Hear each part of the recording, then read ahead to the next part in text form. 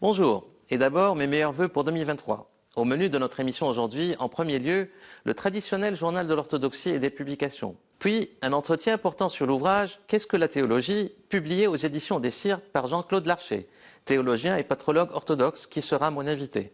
Puis en fin d'émission, un zoom sur l'étoile montante du chant byzantin en arabe, l'excellente Ribal Wehbe, qui vient du Liban, du patriarche orthodoxe d'Antioche, qui non seulement dispose d'une grande maîtrise technique du chant byzantin, mais aussi capable de grandes variations de la voix qui rappellent les anciennes traditions vocales de l'Orient. Ribal chante aussi en roumain. Elle a tissé des relations soutenues avec les orthodoxes roumains que moi j'appelle les Antiochiens d'Europe. L'église de Roumanie étant, comme l'église d'Antioche, une église carrefour, ouverte à plusieurs confluences. Nous l'écouterons chanter un chant de l'office des matines de la Nativité du Christ. Il nous a visité du haut des cieux, notre Sauveur. Bonne émission à tous.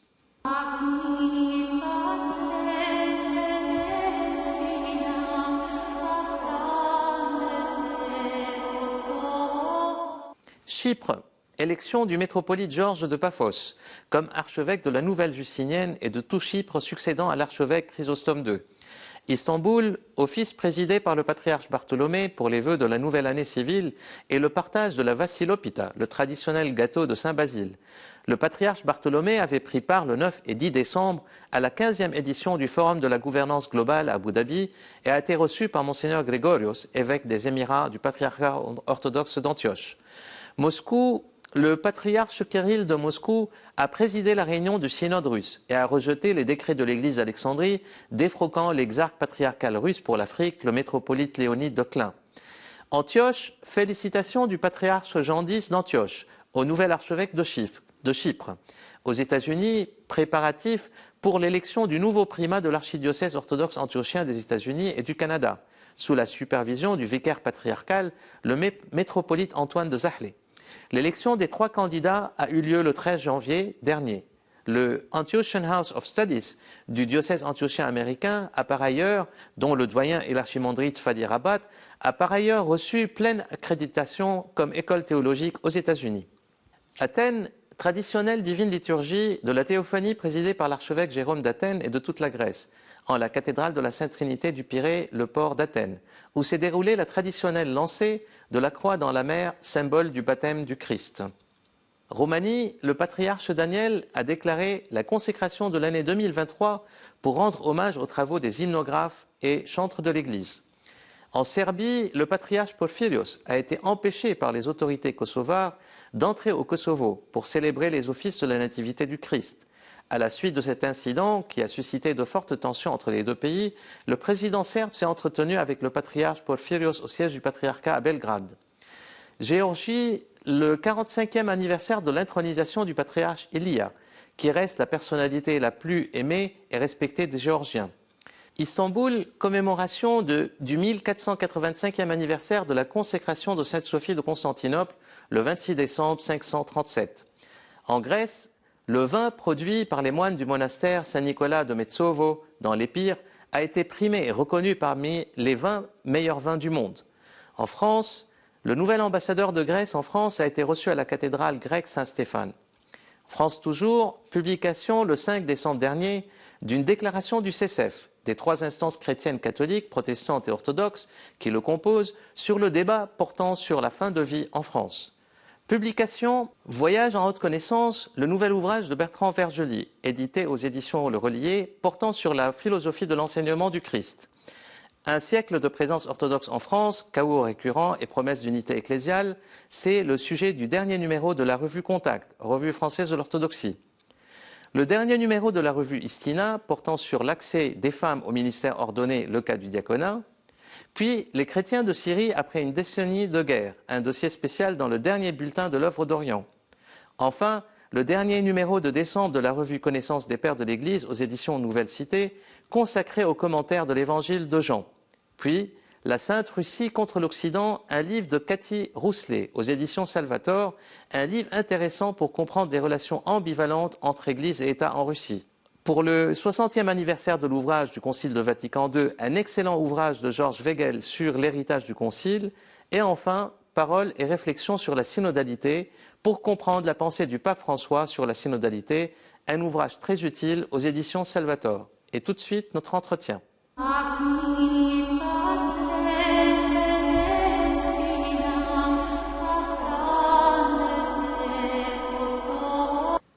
Le dogme exprimant une vérité révélée qui nous apparaît comme un mystère insondable doit être vécu par nous dans un processus au cours duquel, au lieu d'assimiler le mystère à notre entendement, il faudra au contraire que nous veillions à un changement profond, à une transformation intérieure de notre esprit pour nous rendre aptes à l'expérience mystique.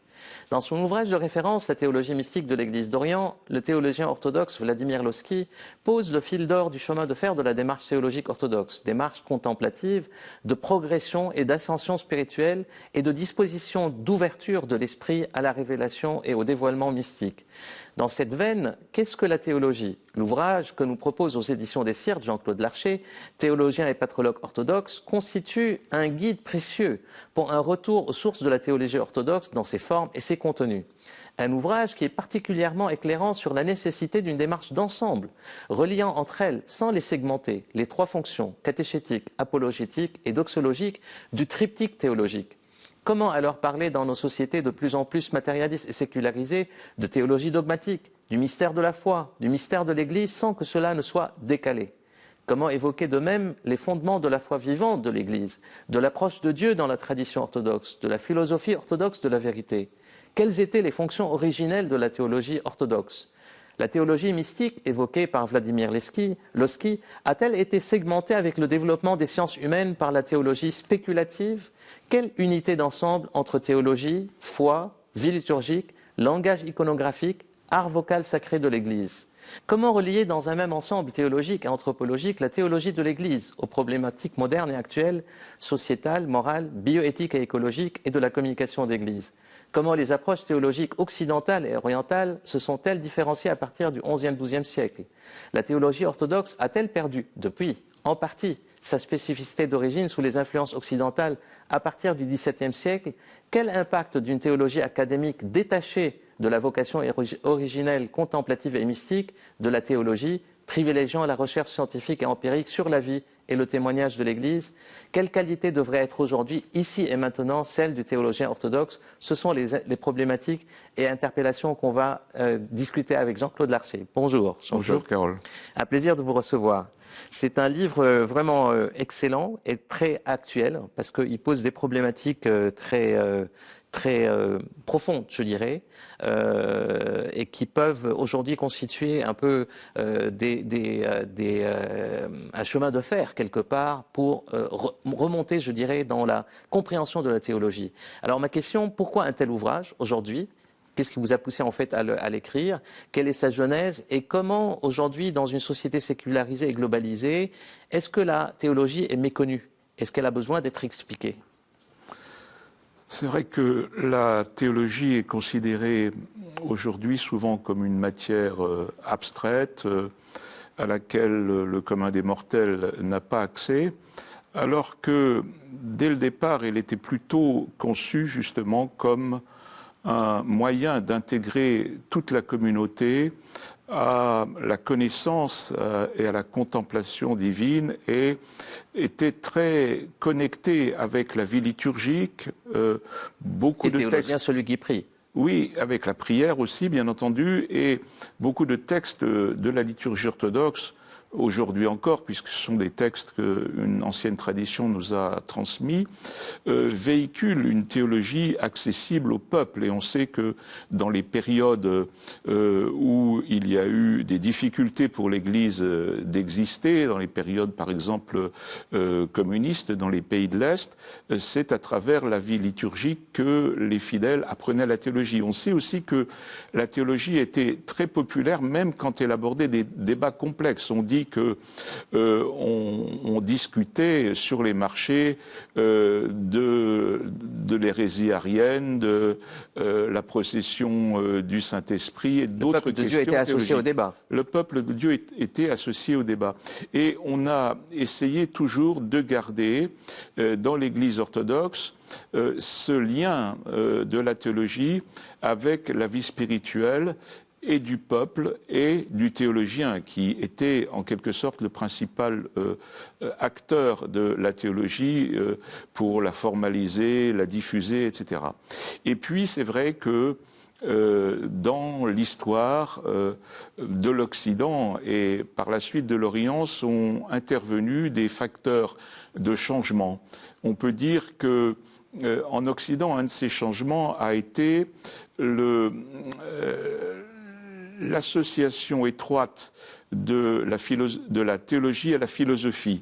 On peut situer ça surtout au XIIIe siècle avec Thomas d'Aquin qui, d'une part, a voulu introduire la raison comme principale faculté opérante de la théologie et a connecté la théologie à la philosophie en voulant inspirer la théologie de la philosophie aristotélicienne. En tout cas, a voulu utiliser massivement ces concepts. Et donc, ça a donné une conceptualisation de la théologie. Voilà, une conceptualisation de la théologie, une philosophication, si je puis utiliser ce mot, de la théologie. C'est devenu une matière beaucoup plus conceptuelle, beaucoup plus abstraite, qui a par la suite continué à marquer l'Occident.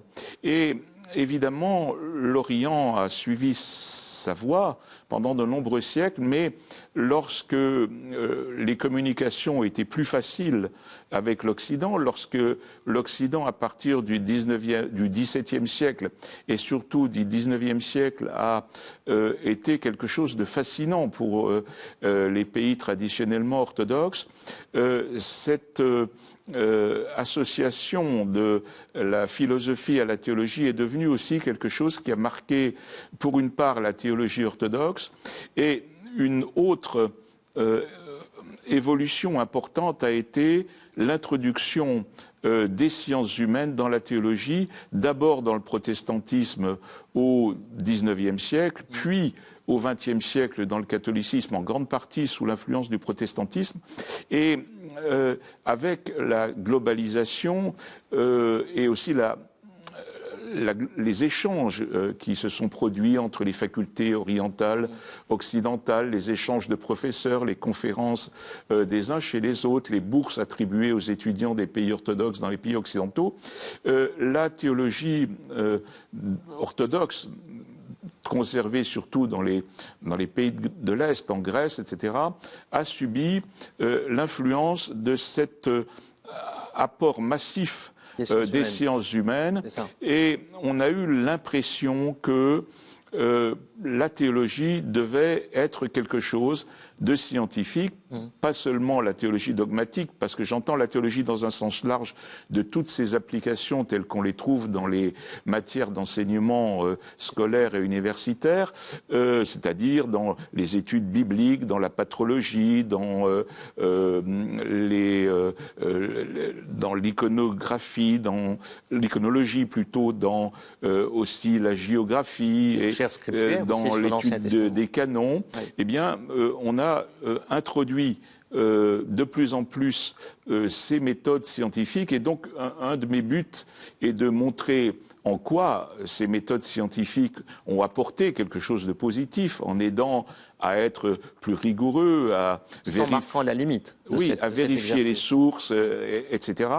Et ce qui est très important, par exemple, pour l'histoire de l'Église, pour l'étude des pères, pour tous les textes dont on se sert dans toutes les matières. Mais en même temps, j'ai montré qu'il y avait une limite à cette utilisation et qu'au-delà de cette limite, il y avait des risques pour la théologie orthodoxe de se dénaturer en perdant son contact avec l'expérience mystique. Et justement, en fait, quelles étaient les fonctions originelles? Parce que vous développez, en fait, les fonctions originelles, c'est-à-dire à la fois catéchétiques de la théologie, à la fois aussi apologétique, parce qu'en fait, il faut la défense de la foi par rapport aux déviances, aux hérésies, et la troisième dimension qui est doxologique, c'est-à-dire de glorification de Dieu.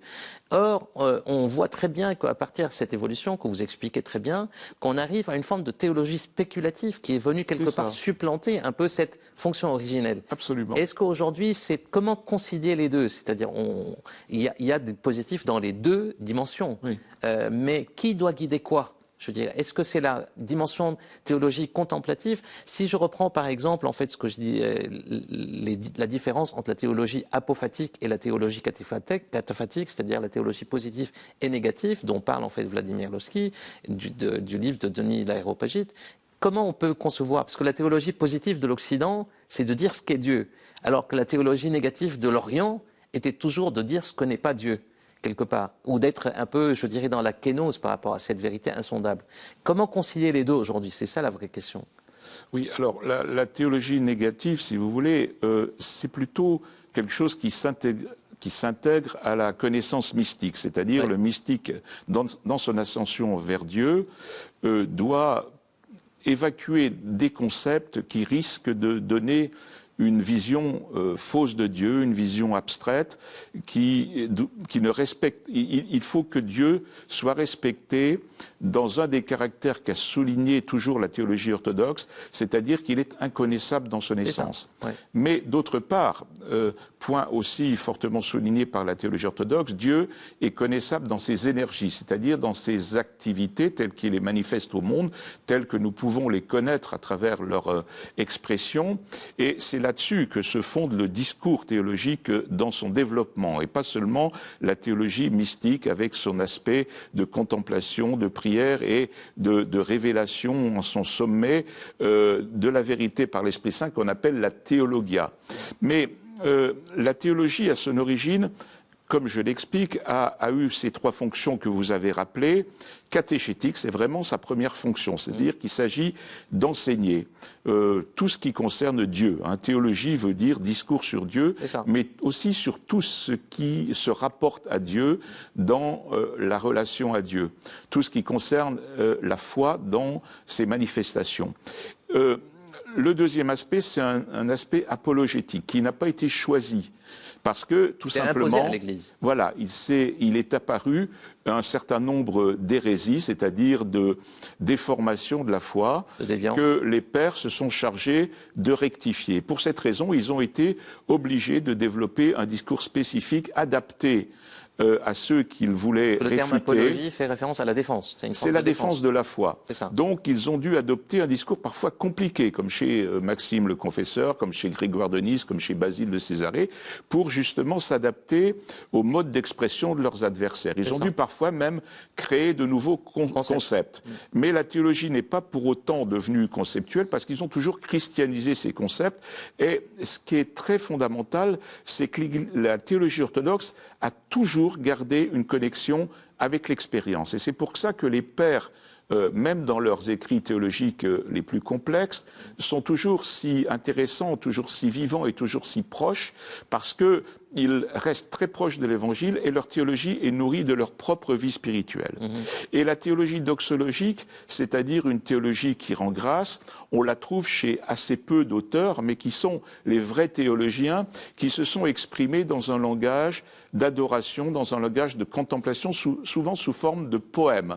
Un exemple connu, c'est celui de saint Simeon, le nouveau théologien, qui, dans toute une partie de son œuvre, s'exprime à travers des poèmes. Un autre exemple, c'est saint Grégoire de Nazianze. Et d'une profondeur spirituelle extraordinaire. Voilà, saint Grégoire de Nazianze, qui a un discours parfois théologique plus abstrait, mais qui, quand il le peut, dès qu'il le peut, utilise lui aussi des poèmes pour exprimer la beauté de Dieu, la grandeur de Dieu et tout ce qui nous est suggéré pour la connaissance de Dieu, mais ne peut pas être atteint par nos propres concepts. C'est ça.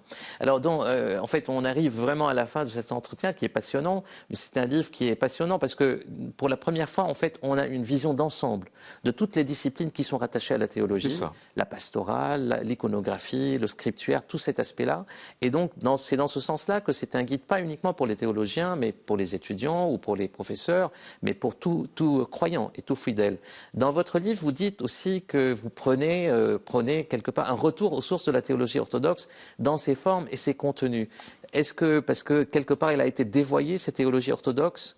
Alors oui, bien sûr, parce que justement son mélange avec la philosophie qui est apparue surtout risque. au XIXe siècle, lui a donné un tour philosophique abstrait, assez éloigné de l'expérience spirituelle et de la vie ordinaire des fidèles dans l'Église.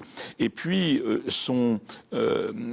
l'irruption des sciences humaines dans ces différentes matières a provoqué aussi une sécularisation qui l'a coupé de ces trois fonctions que j'ai énumérées tout à l'heure et qu'elle a toujours, pendant des siècles, cherché à garder et qu'il est très important qu'elle garde. Parce que notre théologie est toujours une théologie incarnée, une théologie vivante, une théologie d'expérience, indissociable de la foi et de l'expérience spirituelle du théologien, mais aussi des fidèles. C'est pour ça que vous avez rappelé à juste titre que c'est un livre qui ne concerne pas seulement les professeurs de théologie ou les étudiants ou les théologiens qu'on pourrait qualifier de professionnels, ce qui n'existe d'ailleurs pas dans l'Église orthodoxe, puisque un théologien, c'est un fidèle qui dispose de certains charismes qui lui permet d'exprimer, d'expliciter la foi avec un certain talent, mais ça s'adresse à tous les fidèles qui, précisément, ont besoin de se nourrir d'une théologie authentique, d'une théologie qui puise dans les sources de la vie ecclésiale et qui a une finalité qui est toujours celle de l'accomplissement spirituel. Absolument. Et je terminerai sur des paroles en fait de Saint Jean Damascène qui exprime aussi un peu ce fil conducteur qui est le vôtre. Il dit, le divin, dit-il, est infini et incompréhensible. Et la seule chose que nous puissions comprendre est son infinité et son incompréhensibilité. Tout ce que nous disons de Dieu en termes positifs déclare non de nature, mais ce qui entoure sa nature. Dieu n'est rien des êtres, non qu'il ne soit pas être, mais parce qu'il est au-dessus de tous les êtres, au-dessus de l'être même. En effet, être et être connu sont de même ordre, ce qui est au-dessus de toute connaissance est absolument aussi au-dessus de toute essence. Voilà. Donc, c'est extraordinaire, je trouve, oui, ça résume bien... Je rebondirai brièvement sur ce que vous venez de lire en disant que justement, il est très important que la théologie garde le sens du mystère. C'est ça, absolument. Le danger de la rationalisation et de la scientifisation, c'est que précisément, le sens du mystère soit totalement perdu. C'est tout le risque de la sécularisation de la théologie à l'intérieur de l'Église. En tout cas, un grand merci Jean-Claude Larcher d'être venu vraiment sur le plateau pour expliquer. C'est un précis, il n'est pas énorme, mais qui est le fruit d'une grande synthèse de réflexion et d'idées en fait intéressantes sur la théologie. Et là, je vous laisse maintenant avec le beau chant de l'Office des matines de la Nativité du Christ. Il nous a visité du haut des cieux, notre Sauveur, interprété par l'étoile montante du chant byzantin, Ribal Wehbe, qui vient du Liban, du patriarcat orthodoxe d'Antioche. Et moi, je vous dis à la prochaine émission.